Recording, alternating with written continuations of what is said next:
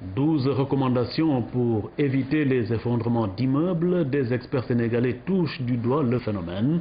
Pour éviter le pire, ces experts ont produit un document qu'ils ont présenté au ministre de l'Urbanisme et de l'Habitat, Khoudia Mbaye, qui a montré toute son adhésion. Amidou Diop, reportage. Ce tableau remis au ministre de l'Urbanisme et de l'Habitat contient les 12 recommandations pour éviter les effondrements d'immeubles en cours de construction. La réflexion est menée par des experts sénégalais qui veulent apporter leur pierre à l'édifice. Dans leurs recommandations, ils insistent entre autres sur le contrôle et l'usage de matériaux de qualité. Je pense que le bureau de contrôle n'est pas plus compétent que le bureau d'études. Mais il a un regard neuf, c'est son métier, c'est un contrôle, ça s'appelle contrôle. Il a un regard neuf qui lui permet de voir des choses qui ont échappé au bureau d'études.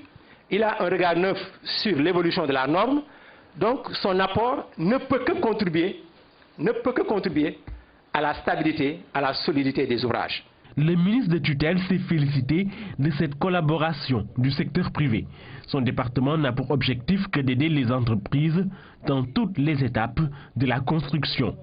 Ces recommandations, tout comme l'apport des cabinets européens pour éviter les effondrements d'immeubles, sont donc les bienvenus. C'est l'un des axes sur lesquels nous avons décidé de réfléchir, qui concerne la construction et qui concerne le besoin d'injection de normes et de qualité pour que durent les investissements qui sont faits dans le secteur. Pour montrer son adhésion à la vulgarisation, le ministère de l'Urbanisme va afficher les tableaux contenant ces 12 recommandations dans tous ses services. Un premier pas avant que des exemplaires ne soient remis à tous les acteurs évoluant dans le secteur du bâtiment. C'est dans une salle comble que l'exposé sur les 12 recommandations pour éviter les effondrements d'immeubles a eu lieu. Ces experts ont voulu, à travers ce travail de réflexion, apporter des solutions à un phénomène qui inquiète de plus en plus. On a essayé, on a proposé, et ces experts qui ont accepté ça, c'est parce que c'est possible qu'on puisse considérer ce dispositif qu'on a mis en place, ça peut fonctionner. On peut penser à un ingénieur bien formé qui constitue le tampon entre l'architecte et les autres acteurs pour que les choses, les échanges puissent être beaucoup plus consommables, aussi bien pour l'acteur que le maître d'ouvrage. C'est pourquoi nous avons tous insisté qu'après le choix de l'architecte, le plus important, c'est d'assurer cette maîtrise d'œuvre ou avec un homme de l'art. La troisième recommandation, c'est s'adresser à un laboratoire de sol pour réaliser des sondages et établir une étude précisant les hypothèses de calcul de fondation du bâtiment. À défaut, s'adresser toujours à l'homme de l'art pour l'assistance sur la démarche. Madame, je considère, par rapport à mon expérience de plus de 20 ans, l'acteur le plus important dans la construction, c'est le laboratoire de sol. Ce n'est qu'avec ces hypothèses que tout doit commencer.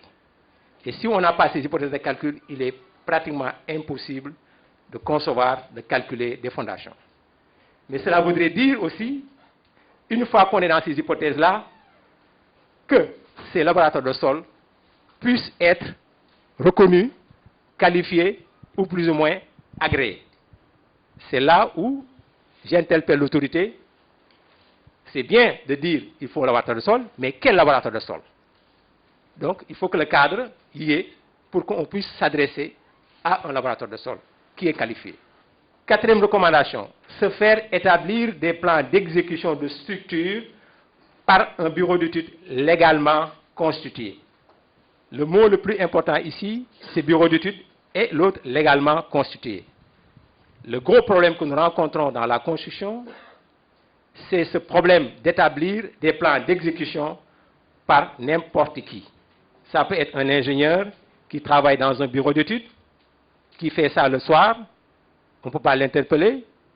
La journée, il est difficile d'accès et ça cause des problèmes.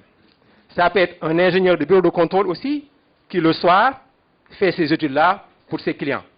Ça peut être aussi cet ingénieur qui est dans un cabinet d'architecte, qui le soir fait ces études-là.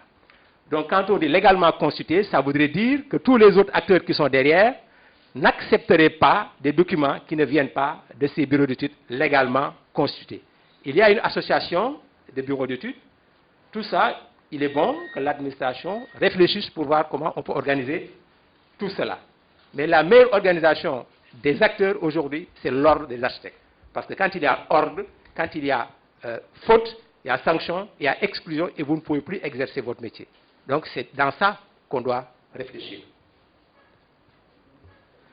Cinquième recommandation, faire approuver les plans de structure par un bureau de contrôle agréé, compte tenu, entre autres, des recommandations du rapport de sol.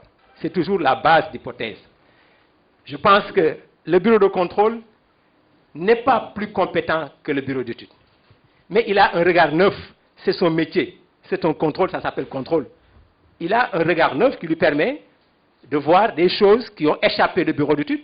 Il a un regard neuf sur l'évolution de la norme. Donc son apport ne peut que contribuer à la stabilité, à la solidité des ouvrages. C'est un métier. Le contrôle, c'est un métier. Le bureau d'études, c'est un métier. Donc chacun doit être dans son domaine. Encore une fois, j'interpelle l'administration, on a dit agréé. Donc ça voudrait dire que le bureau de contrôle ne doit pas être installé dans l'illégalité. Le contrôle s'installe dans l'illégalité quand on n'a pas renouvelé son agrément. Là aussi, ça pose problème. Le ministère de l'Urbanisme et de l'Habitat a salué fortement cette collaboration du secteur privé et a réitéré l'engagement de son département à accompagner les entrepreneurs. C'est donc un moment de partage qui nous est offert, mais d'incitation à la réflexion et d'incitation à la prise de conscience de ce qu'il nous reste à faire dans le secteur. Vous avez décidé de mettre le focus donc sur les bâtiments en construction.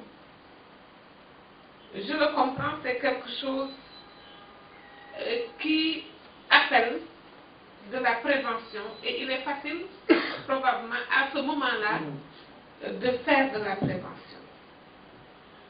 Au-delà des lois et règlements qui peuvent être mis en place, toute action qui va dans le sens d'une meilleure conscientisation des populations, aussi bien acteurs qu'utilisateurs, ne pourrait que renforcer le dispositif de sécurité et de prévention. C'est la raison pour laquelle je félicite les initiateurs de ce projet.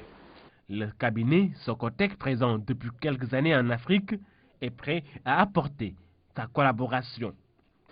Nous, Socotec, aujourd'hui, on peut apporter notre contribution pour la mise en place de ces recommandations et travailler avec un groupe d'experts de chez vous pour avancer sur ce sujet, qui est quand même important pour le pays et éviter dans le futur ces genres de défondrement. On a réussi à le faire en France, pourquoi ne pas réussir à le faire au Sénégal? Ces tableaux contenant les 12 recommandations pour éviter les effondrements d'immeubles sont remis à titre symbolique au ministre de l'Urbanisme et de l'Habitat et au président de la République, son Excellence Macky Sall. Pour la vulgarisation de ces 12 recommandations, le ministère de l'Urbanisme va donner l'exemple en affichant les tableaux dans tous ses services. L'autre étape consistera à donner des exemplaires à tous les acteurs évoluant dans le milieu du bâtiment.